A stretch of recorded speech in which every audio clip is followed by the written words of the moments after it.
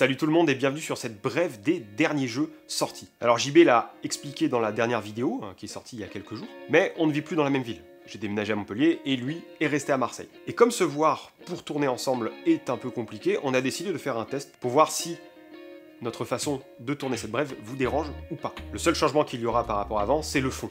Alors, pas le fond en termes de propos et de texte, mais le fond qui est derrière moi et derrière JB. Parce que du coup, on tourne chacun chez soi dans deux villes différentes. Donc il va y avoir une disparité en termes d'image et peut-être même de couleurs. Mais bon, vous êtes déjà habitués à nous voir à moitié flou, donc ça sera pas très grave, je pense. Cela dit, n'hésitez pas à faire des retours sur la tronche que ça, histoire de savoir si on fait comme ça plus souvent, ou si on alterne de temps en temps quand même. Tout de suite, sans plus tarder, on entre dans le vif du sujet. On va te parler de deux jeux et d'une grosse actu. C'est parti!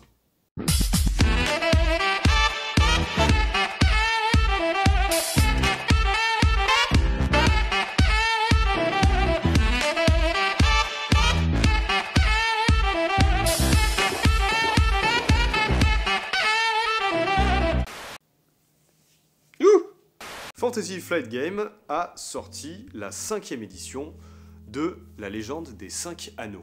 Alors ça fait beaucoup de fois 5, et avec la nouvelle édition de Vampire la Mascarade chez Arcane Asylum et Warhammer V4 disponible chez Cubicle 7 et traduit en français par Chaos Project, un vent de nostalgie commence à souffler sur jeu de rôle. Commence, je suis pas vraiment sûr, mais en tout cas ça s'entame pas mal, et ces rééditions ont tout pour nous plaire, car en effet il y a aussi un vent de renouveau qui est disponible avec ces nouvelles versions. Je dois vous l'avouer, j'attendais avec impatience la sortie de cette version 5 de la Légende des 5 Anneaux. Je n'ai jamais joué aux anciennes versions et j'étais un peu frustré en fait par le contenu de la boîte d'initiation, même si c'était une boîte d'initiation somme toute très classique, il me semblait qu'il n'y avait pas assez d'informations sur le système de jeu et l'environnement. Moi je suis rentré dans l'univers des 5 Anneaux avec le jeu de cartes de Fantasy Flight Games, La Légende des 5 Anneaux, qui était mais juste excellent, franchement je vous le conseille, sauf si vous avez un budget assez serré parce qu'avec toutes les sorties qu'ils font, c'est impossible de suivre. Bref, L5K ça m'a tenté, du coup j'ai acheté le livre et je vais vous dire un peu comment ça se passe. L5K c'est quoi? C'est un univers japanisant, aussi inspiré de la civilisation chinoise dans laquelle vous allez jouer un samouraï. Ce samouraï appartient à une famille qui elle-même appartient à un des clans qui s'occupe d'organiser l'empire de Rokugan. Chaque clan a une fonction par rapport à la politique du pays. Admettons, le clan de la grue, lui, va s'occuper de la diplomatie, le clan du lion, lui, c'est plutôt la guerre, et le clan du scorpion va foutre un peu le bordel partout pour créer une sorte d'équilibre diplomatique au sein de l'Empire. Vous l'avez compris, ce qui fait l'originalité du jeu, c'est bien entendu son lore, mais également le fait qu'on ne va pas uniquement casser des bouches, mais surtout essayer de suivre le principe du Bushido, car on est un samouraï, et jouer de la diplomatie au maximum en étant le moins déshonoré possible. Les points un peu plus négatifs, c'est le fait qu'on va devoir utiliser des dés qui sont propres à la licence, et moi personnellement j'ai des dés favoris, j'aime bien les sortir à n'importe quelle table de jeu, et là je vais être bloqué. Bon, c'est vraiment un petit retour négatif sur la question. En ce qui concerne l'objet, la couverture est plutôt belle, les illustrations intérieures sont également très jolies. Simplement, on a un peu un effet Donjons et Dragons-like quand même avec cette sorte de bande rouge et la bande rouge aussi au milieu, mais il faut être tatillon pour que ça nous freine à l'achat du livre. Par contre, à l'intérieur, j'ai un petit problème avec la maquette.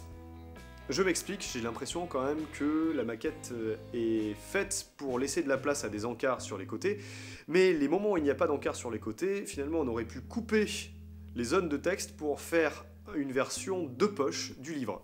Donc limite il faut une loupe pour lire les règles, et déjà que c'est assez touffu niveau système de jeu, je vous le dis, c'est assez difficile. Et même parfois c'est pas très lisible. Mais bon, il faudrait quand même être assez méticuleux et méchant pour ne pas aimer ce jeu, car en effet il va y avoir énormément d'informations et bien plus que ce qu'on en demande à l'intérieur du livre. En soi je regrette vraiment pas de l'avoir acheté, pour une 50aine d'euros vous avez tout ce qu'il vous faut pour jouer. Par contre attention si vous voulez l'acheter, c'est un jeu de rôle assez lourd du point de vue du système, et personnellement moi je pense pas que j'aurai la patience de réussir à mettre en avant la création de personnages qui doit durer bien, je sais pas moi, 2 à 3 heures, ça fait presque la moitié du livre la création du personnage. Alors avis, si vous aimez le lore un peu japanisant, si vous aimez la négociation, et si vous aimez vraiment rentrer dans votre personnage, et presque faire de la simulation, allez-y, ça va vous plaire. Sinon, divisez les deux, prenez un autre jeu et jouez au jeu de cartes de FFG, La Légende des 5 Anneaux, ça sera un peu plus simple pour vous. Ok.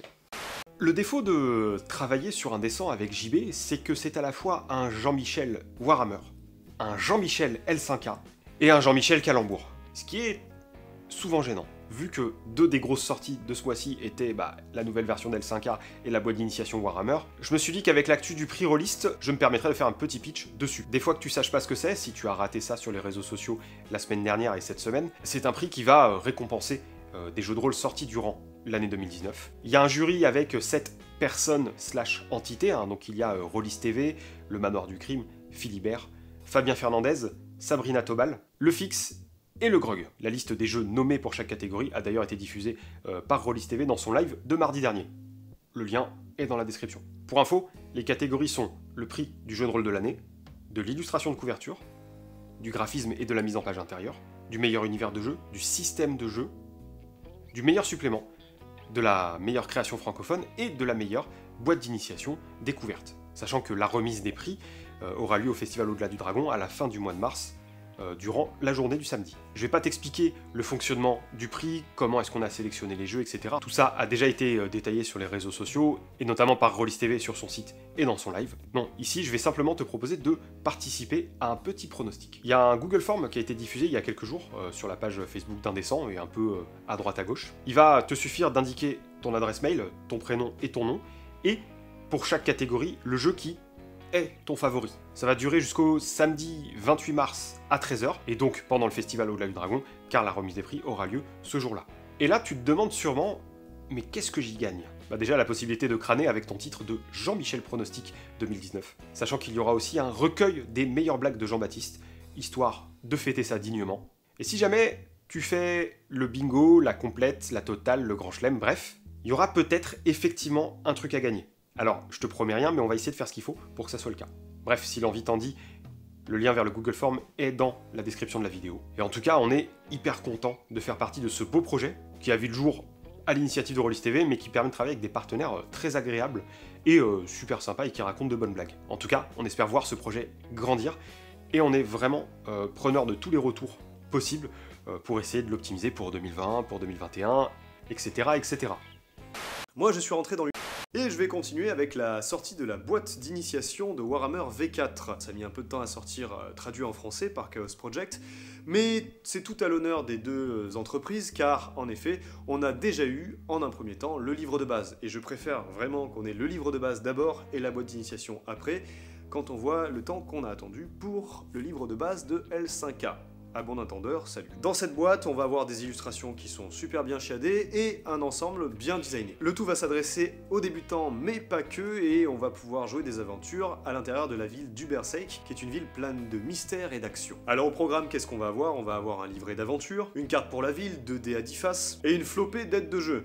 À savoir, on va avoir des cartes, on va avoir des personnages pré-tirés, mais également des fiches de référence pour les règles, et ça c'est fort, parce que des fois on va se perdre un peu dans les règles de Warhammer, et là ça va nous permettre de vraiment cibler les choses dont on a besoin. Et autre point positif, des jetons pour faciliter un peu le système de jeu sur votre table. Alors on va pas se le cacher, ce sont pas des jetons en plastique, ce sont pas des jetons qui vont être imprimés avec plein de faces différentes, mais le design est super clair, c'est joli, ça a l'air assez solide, de quoi réellement vous aider durant vos parties. Et la boîte d'initiation n'est pas uniquement une boîte d'initiation, on commence à avancer vers des sortes de boîtes de jeu qui peuvent accompagner également les joueurs un peu plus loin dans leur partie lorsqu'ils commencent à être confirmés.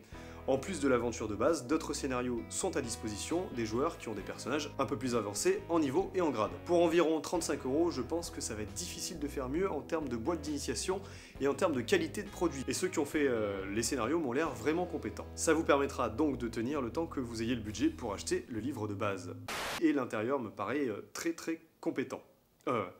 Eh bien, c'est désormais la fin de cette brève des dernières sorties de février 2019. J'espère que la vidéo t'aura plu. On se retrouve très vite pour de prochaines vidéos et JB sera en pérégrination au Festival International des Jeux de Cannes, donc il sera solo puisque moi je bosse ce week-end-là. Au programme du vlog et de l'interview qu'on va publier dans les 10-15 jours qui suivront le festival. Ça va être une période assez intense pour nous en termes de montage, sachant qu'on est plutôt sur un rythme lent d'habitude. N'hésite pas à faire partager cette vidéo sur les réseaux sociaux de l'internet mondial et à interagir avec nous dans la section commentaires de la vidéo. D'ici à ce qu'on se retrouve sur une prochaine vidéo ou un prochain podcast, il ne me reste plus qu'à te souhaiter une excellente journée, soirée ou nuit selon l'heure à laquelle tu m'écoutes. À la prochaine.